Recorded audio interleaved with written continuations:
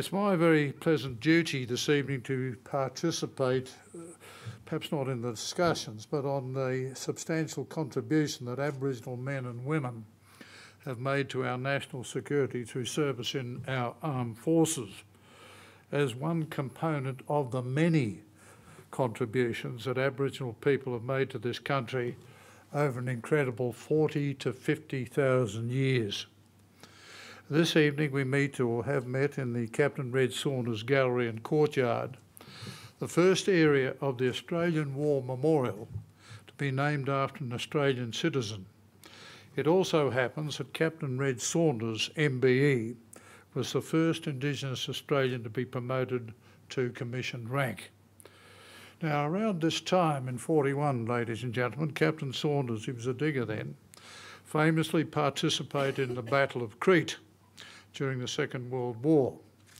Very, very tough German paratroopers, the pick of the German army. And the German army was probably the finest army in the world at the time when you see what they did. Jumped into Crete, which was very thinly defended with Australian soldiers and others, and after very heavy fighting, captured Crete, and the defenders had to try and escape somehow. Now, Reg Saunders and scattered elements of his 2nd 7th Battalion, the colour patch of which you saw outside in that very good demonstration presentation, went into hiding, and eventually they escaped across the Mediterranean. I might add that so severe were the German casualties on Crete that Hitler never again deployed his elite German airborne forces. So that's how tough the defence was.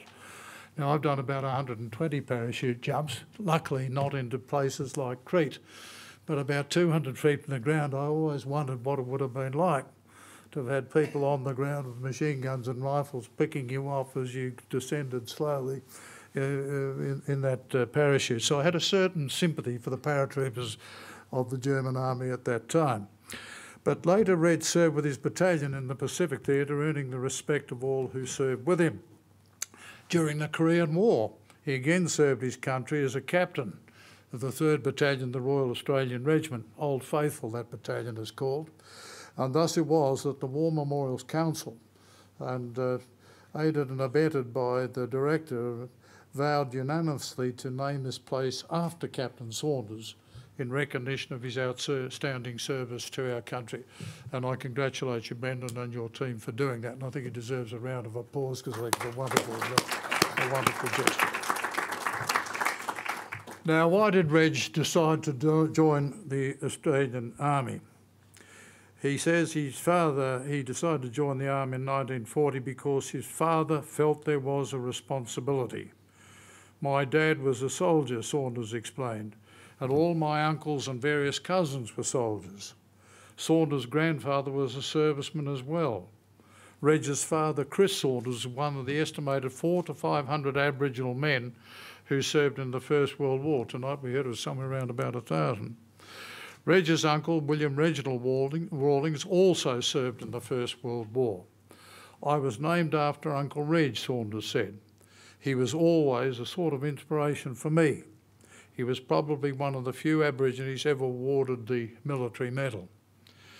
Reg Saunders, whose brother Harry was killed in action on the Kokoda Trail on 29th November 42, was never one who asked what Australia could do for him, but rather what he could do to serve his country and its people, black, white, Aboriginal or immigrant. I would like now to share with you some experiences of mine in relation to Aboriginal military service. In 69-70, I was privileged to command 125 young infantry soldiers in the jungle, mountains and rice paddies of South Vietnam. One of my men was a West Australian Aboriginal lad named Dickie Bly. Dickie was as dark-skinned as they come, but with a wonderful smile and a quiet physical presence that was impressive.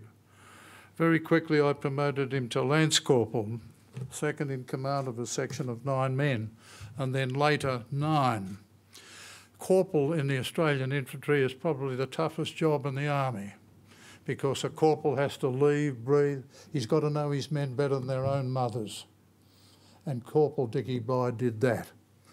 For 13 months of sustained operations, Dickie Bly never let me, his section of 10, or his platoon of 30, his company of 120, or his battalion of 800 men down. It was not the colour of his skin that mattered, it was the colour of his heart. And that, ladies and gentlemen, was as red as the rest of us. I remain friends with Dick and his son to the present day. In 1980, I wrote an article for the Australian Defence Force Journal entitled Initial Thoughts on an Australian Land Surveillance Force. The article arose from my experience as commanding officer of the Special Air Service Regiment, which participated in a military exercise called Long Vigil in 1977. The exercise involved defending 66,000 square kilometres of the Northern Territory against an actual invading enemy amphibious force. The role of the SAS was to report on the lodgement and the subsequent movement of the enemy force, and the exercise was successfully conducted. It was most interesting. We had caribou aircraft landing on beaches at night time. We had fellas jumping from 10,000 feet at night, finding their way. We had people on motorcycles keeping track of these notional, well, they were real in an exercise. The enemy force, once they'd done their beach landing and were moving internally in through the Northern Territory. So that was very successful, and it confirmed the need for a land surveillance force, ideally for the whole of the Australian coastline, which would form part of a totally integrated national surveillance effort. Jindalee, the over-the-horizon radar, with picked up ships and everything else from hundreds and hundreds of miles away, and then the maritime coastal surveillance and then land surveillance forces on the beaches and inside. So it was a totally integrated bit. Now, the article formed the basis for what became today's Northwest Mobile Force, more commonly known as Norforce, 51 Far North Queensland Regiment, 51 FNQR, and the Pilbara Regiment. And two of those regiments, Norforce and 51, has probably seen some 3,000 to 4,000 fine young Aboriginal men and women pass through its ranks. Now, I don't know of any organisation in this country that has trained and employed 3,000 to 4,000 young Aboriginal men and women and trained them in all the skills of getting on with life. Discipline, weaponry, vehicle driving, how to put a drip in the arm, how to navigate, bush hygiene, how to instruct, how to lead. All good qualities for getting on with any job in life. And I hope out there you've got that very fine video, but I think you almost need a column of its own to the history of those 3,000 or 4,000 people, because that is the good news story from 1981, and it needs to be mixed with the things that happened earlier on that were not so good news. So we get people when they leave this bay can say that things are now much better in terms of the way we have integrated large numbers of Aboriginal men and women into the Defence Force, and what a fine job they do. I'd always been aware of the important contribution Aboriginal people could make to the patrol teams of the proposed Northern Australian Land Surveillance Force, and I argue that such men and women could provide bush know-how and local knowledge that would be essential for operational effectiveness and survival in a hostile terrain. You all know better than I do that if you're a stranger going through any area that's owned or lived in by Aboriginal people, they will know you're there. It doesn't matter how hard you try to hide yourself or what have you. And that sort of information in a military sense, of course, is absolutely vital. I was influenced by the work of the celebrated anthropologist Professor W.E.H. Stanner, whom I invited to Long Vigil. He did attend, and he enthralled my SAS soldiers with his Second World War experiences. During that war, Stanner established the North Australia Observer Unit, the Knackaroos they were called, in which a small number of Aboriginal men and women were employed as trackers, guides, horse handlers and the like. Do you know it was not seen as anything beyond normal for him to send 2 diggers, private soldiers, on a horse with some bintang hard beef and a blanket from the Northern Territory right over to Queensland to find 200 wild horses, break them in and bring them back as remounts to the North Australia Observer Unit. That was seen as par for the course. 2 private soldiers, and I'm sure some of them were Aboriginals, because they would need it for the tracking to get across the country, and that's what they did. And as an anthropologist after the war, Stanner pursued an understanding of what he called Aboriginal high culture, the social and cultural practices most highly esteemed in traditional Aboriginal society. And as a publicly engaged citizen, he sought to draw nationwide attention to this. His 1968 Boyer lectures, After the Dreaming, alerted mainstream Australia to the predicament of Aboriginal people as well as to the value of their high culture.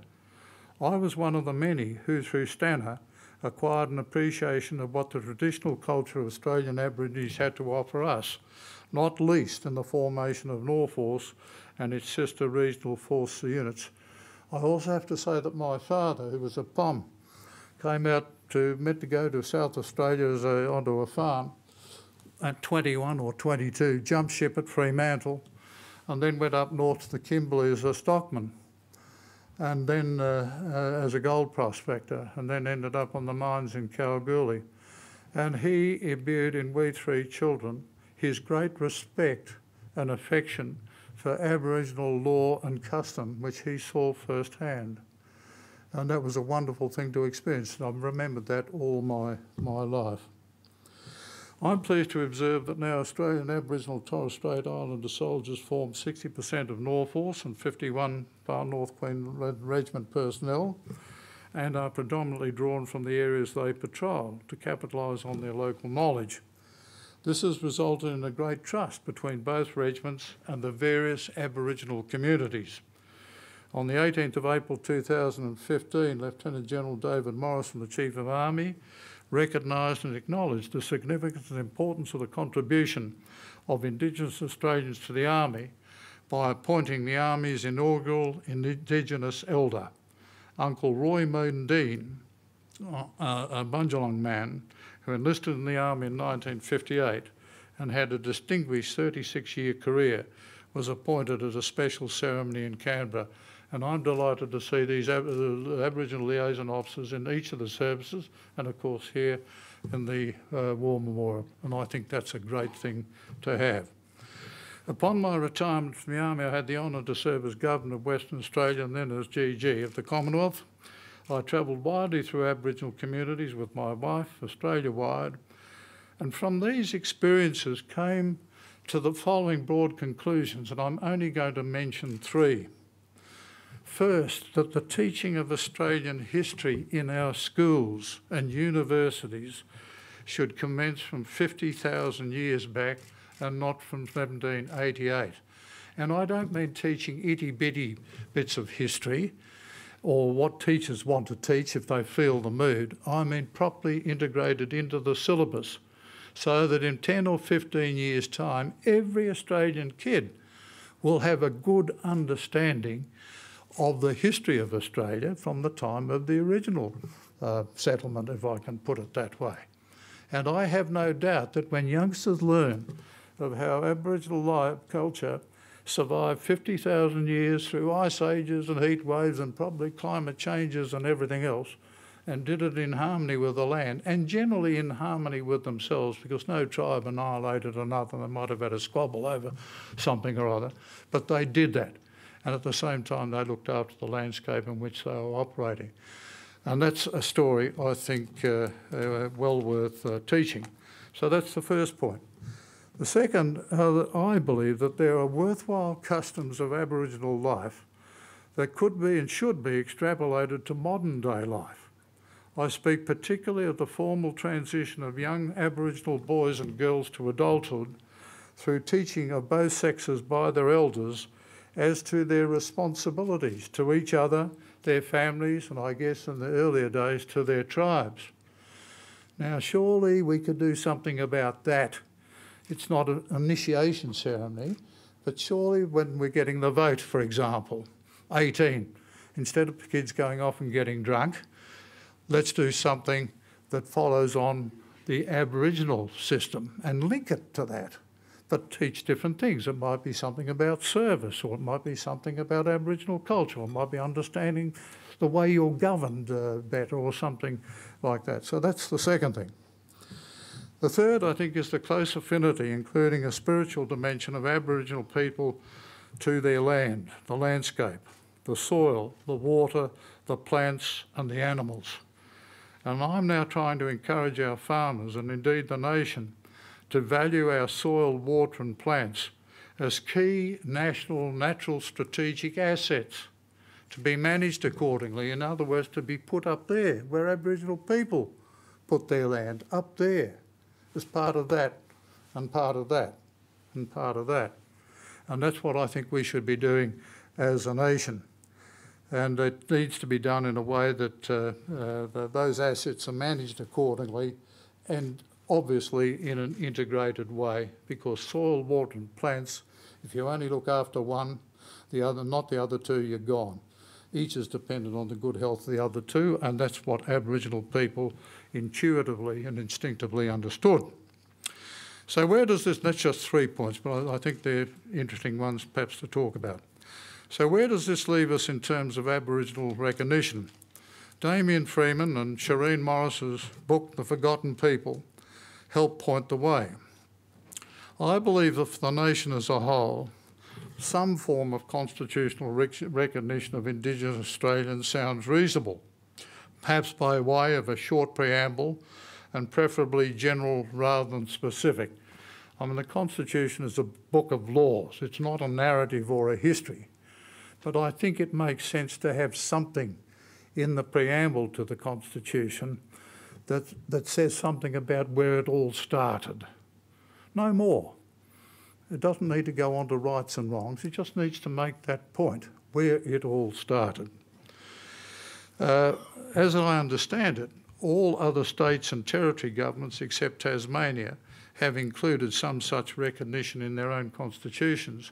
And it's very important to understand that when the Commonwealth, when the Australian Constitution came out, it had no real say in what had happened earlier on with the colonies, because each of the states' territories were colonies, separate colonies in their own right, and governed from the UK through a state governor before they became states in themselves with their own governments and constitutions and then federated. So you've got to think about that when you're talking about the National Constitution, what you want to put in it. I support the concept of an Aboriginal panel to advise governments and parliaments on matters directly affecting Aboriginal life, customs and land in a spirit of mutual respect, understanding and sensible compromise, on the condition, of course, that the Parliament remains paramount, because that's what the Parliament does. It's meant to represent it all. But there's no reason why the Parliament, like governors and governors-general, prime ministers, can't have access to the very best advice on whatever topic it is, whether it's military or whether it's Indigenous and so on. So I think a panel, carefully selected, probably rotated, that can give balanced views to the Parliament on matters that are affecting Aboriginal life, matters affecting Aboriginal custom, matters affecting Aboriginal lands, makes sense, because you'll get better parliamentary decisions and laws as a result. So, ladies and gentlemen, I'll conclude these brief remarks. A wise man once said that if you don't know where you've come from, you don't know where you're going. And that is a very wise statement indeed. Thus, as earlier iterated, I strongly believe that if we were to properly teach Australian history in all our schools from 50,000 years back, we would help ensure that attitudes, opportunities and laws relating to Aboriginal land, culture and well-being would finally meet Indigenous hopes and aspirations. Thank you very much.